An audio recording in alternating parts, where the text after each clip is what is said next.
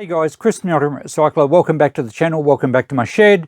It's a cold evening this evening. I've got the fire going and we're going to try a quick repair on this Teac mini boombox 1990s. It's a CD player, cassette, radio, a little stereo. It has battery option as well as the power cord. It's in good cosmetic condition. We found it recently in a haul of e-waste we got from the charity shop. I tested it out and the CD worked well, the radio worked well, but the cassette doesn't, which is very standard for these things.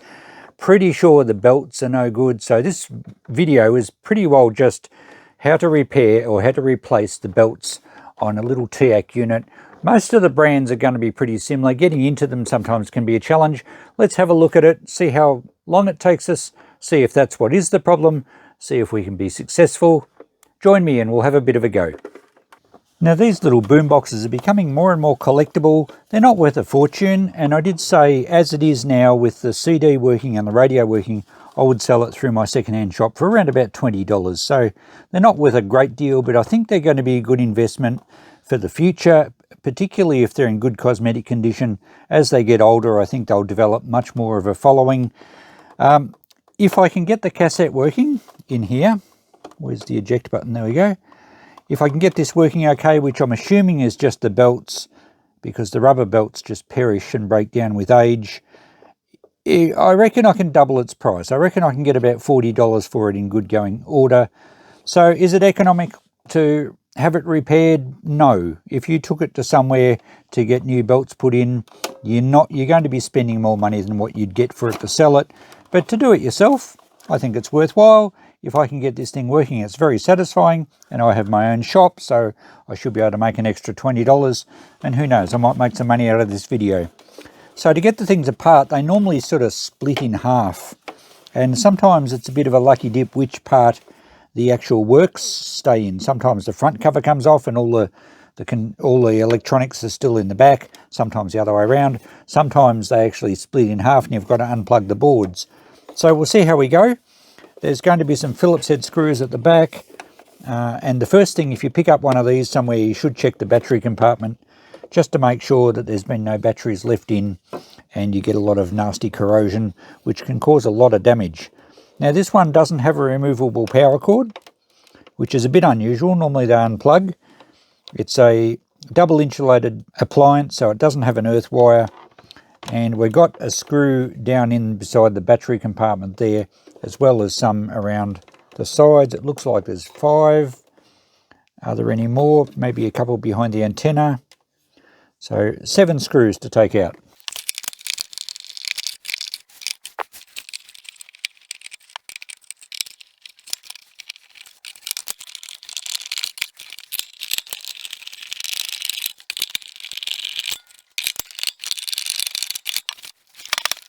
Okay, even with a magnetised screwdriver, these screws don't seem to want to pull out, but I think they're loose. So we've got the 4 all undone, the one in the middle which did come out, and the 2 behind the antenna here. So now that they're out, the case should separate, unless I've missed one, or it looks like it's starting to open up.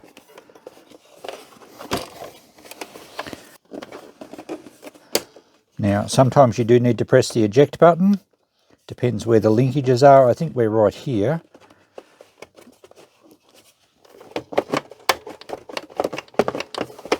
I think there's still something connected. Oh no, there we go. Alright, so in this case, it looks like most of the electronics are staying behind. The mechanism for the cassette player and a board which is mounted to it stay there. So we're going to have some speaker wires. Looks like there's a couple of plugs here we can unplug, and there's a ribbon cable and another plug down the bottom. Not sure if you can see in here. So we can unplug all these wires. And it's a good idea to film it so that you know where they go, although most of the plugs are different sizes and they can only really go in one way or one position. I'll just try and coax this plug out rather than pulling on the wires. I don't want to separate the wires from the plug. There we go, it's got one end. Got it. Now we have a ribbon cable on this front board. And we've now separated the two halves. So that was pretty easy actually, easier than the last one I did. Everything in this side should be good. The radio and the amplifier for the CD player and everything is working on that side. We didn't even have any noisy volume controls or anything, that was good. So we turn our attention to the front here. I can see the main drive belt is still on. Now when I plugged it in, I didn't try and play a cassette. I actually pressed play and just held my fingers on the little drive spools, and on rewind I could feel one of them trying to move, but on play or fast forward, that's play and that's fast forward, I had no movement at all. So I think the main belt looks like it's still on, but it may be slipping, but there'll be a secondary belt that's broken for sure. Okay, so we need to get into here. It's probably easiest to take the 4 screws around the outside and lift the whole mechanism out. Then we can have a look at it and clean all the dust out of it. Give the pinch roller a bit of a clean and the heads as well while we've got it apart. And then we probably need to take the board off the back to actually see the other belt, I think. Okay, so we'll remove the 4 screws holding the mech in. Hopefully there's just 4. And hopefully it lifts out nice and easily. We'll probably have to unplug some cables. That one, oh, doesn't unplug, it's soldered on. Oh, that goes to the heads, that's all right. That'll come off with it.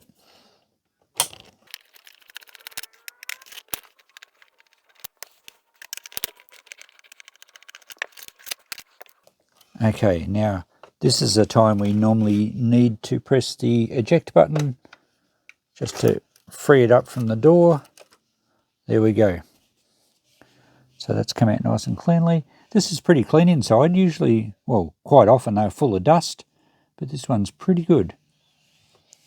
All right, now what have we got there? A little bit, I think that's the wing off a beetle. So it's had some life in here at some stage, some wildlife. The movements, or the mechanism's pretty clean actually. So we have the main belt. We'll take this board off next. Only 2 screws holding this one in. And there's our record playback switch there. That'll lift away. There's a cable tie there we might snip, just so we can get some good access. We will put a cable tie back on that spot because we want to keep the wires out of the moving parts. Okay, now we've got a really good view here. Oh, the belt's not broken.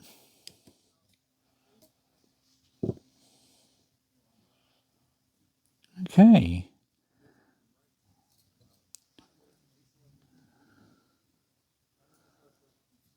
Not actually sure what that bit is.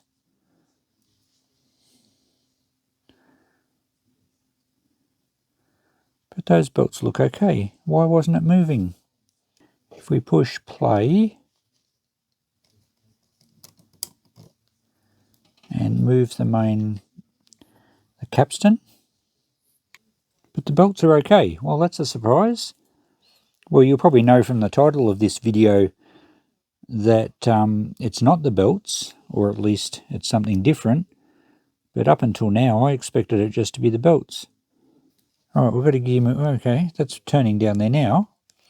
Let's put it back into play. So it works for a bit and then something's slipping. So it's turning that pulley. And it's turning it with a fair bit of torque. I can't really stop it easily. But is that pulley slipping on the shaft? Because that's supposed to be turning that gear that side. And if we spin it, it does for a bit and then it stops. So is that gear cracked? Or is the pulley on this side cracked? And it's not spinning the shaft. Because when that gear turns, or cog, or whatever you call it, everything operates. So from that side it's good. Alright, I'm going to have to find out what's going on here. Well, we'll take the belts off. The belts might not even need replacing. We'll just take this one off here because our problem's down in this section.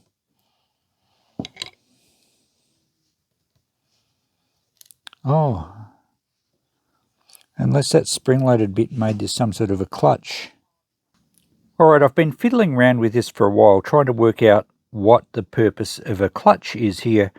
And I was thinking, like, it doesn't drive until that's pressed down. What presses on this part? It's not the cassette side. All it did go on here was the board. And it didn't compress the spring very much anyway. And I'm trying to work out even why there would be a clutch there, because I don't remember seeing this sort of setup on any other tape deck. But basically it works that it spins that top pulley freely, and it doesn't really drive through underneath unless there's absolutely no load on it. Then it does spin it a bit. But if I put any sort of pressure underneath, it will spin the top. And I think you can see there that the white gear underneath isn't spinning, but the top pulley is. And that's because this top pulley just sits loosely on a felt pad.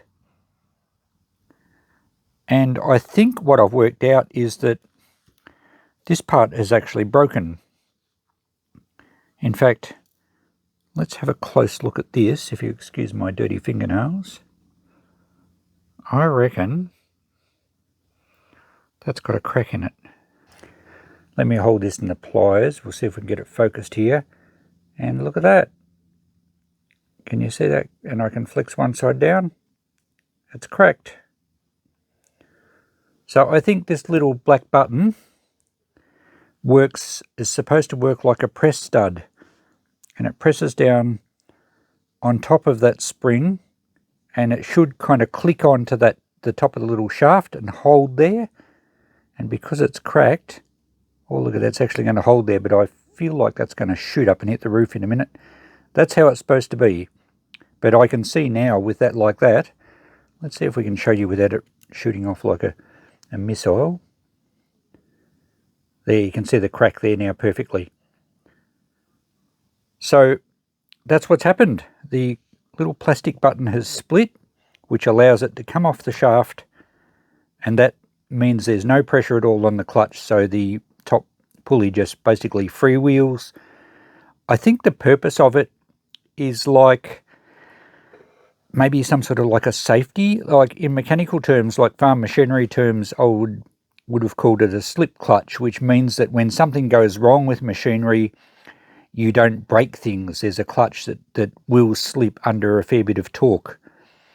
I think in this case, it's possible that this is designed so that maybe when the cassette tape comes to the end of the travel and it stops, maybe this gives a little bit just to stop stripping gears in the movement, something like that.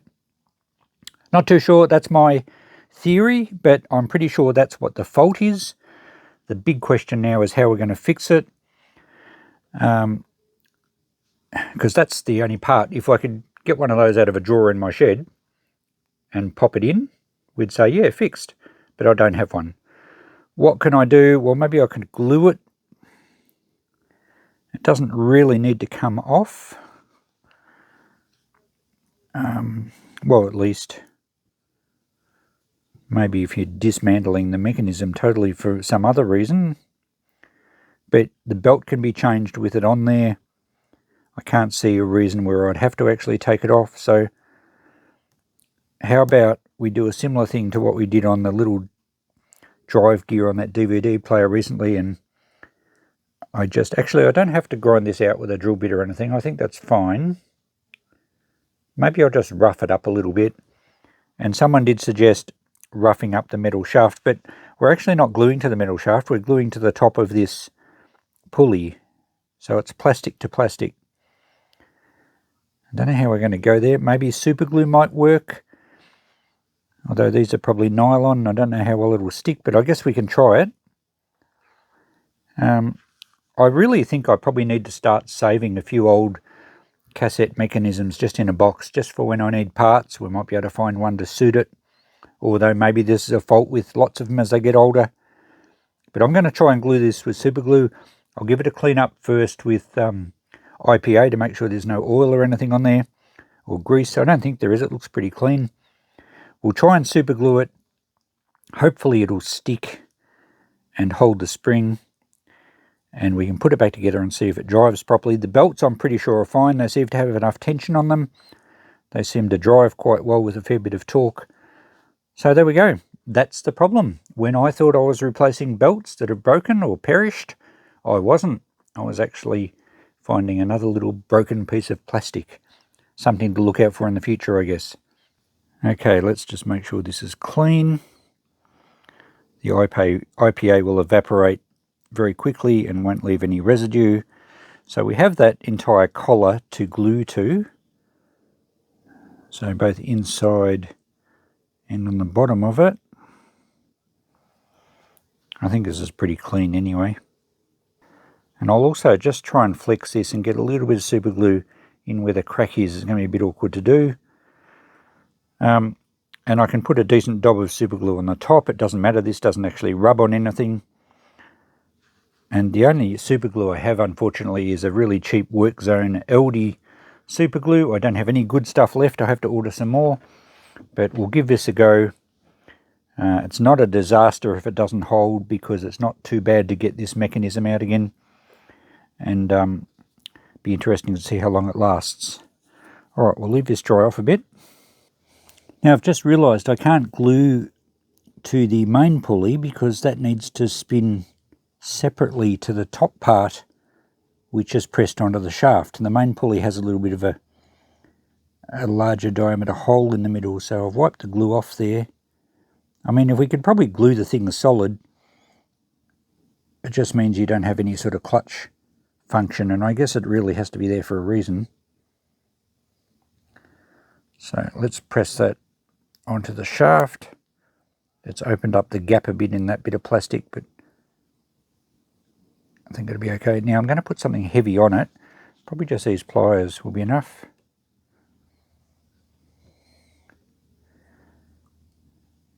Just to keep it down while it sets overnight. I'll give it overnight, and hopefully that will be enough to have the thing operational again. So it's been 24 hours, and I'm pretty confident that that's glued on quite well. It certainly hasn't sprung off, and just giving it a bit of a flick with my fingernails, it seems, I'm not going to push it too hard, but it seems like it's on there. The pulley works fine if I turn it manually, and it seems to drive, if we push play down, it seems to drive all the gears in the spool. So hopefully that's good to go. I'm not sure. I was thinking about this clutch, why it would possibly need to slip, because a mechanical setup like this, if the tape stopped suddenly and you need a bit of give in the system, surely the belts will slip a bit. I mean, usually if you've got a piece of machinery with a chain drive, you need some sort of protection like a slip clutch or a shear pin or something like that. But when something's belt driven, you've got a bit of give anyway. So I don't know. Anyway, if you know more about that, let me know. I've put it back together. I'm confident now that this has fixed the problem. The belts seem to drive quite well. I don't think I need to replace them. So really all I need to do is put the thing back together. So the circuit board goes back on here, 2 screws. We'll put a cable tie back onto that wiring, and then we just got to put it back in the machine.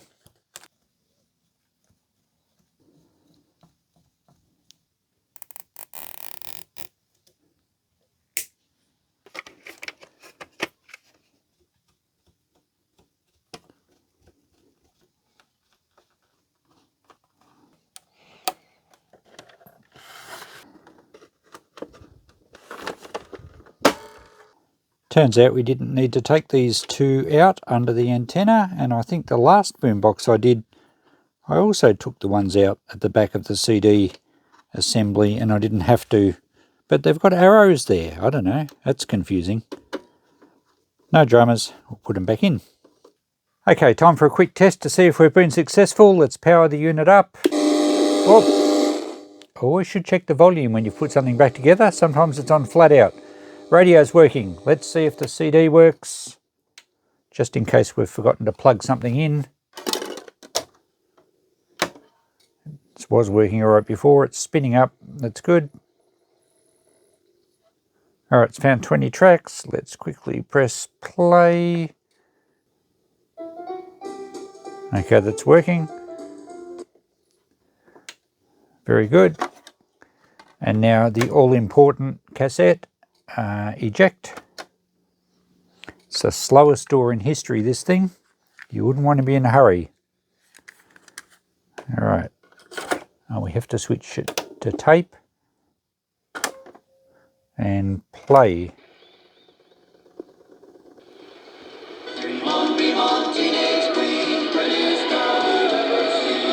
Okay, that sounds all right. Fast forward. Yep, rewind. Sounds like it's working.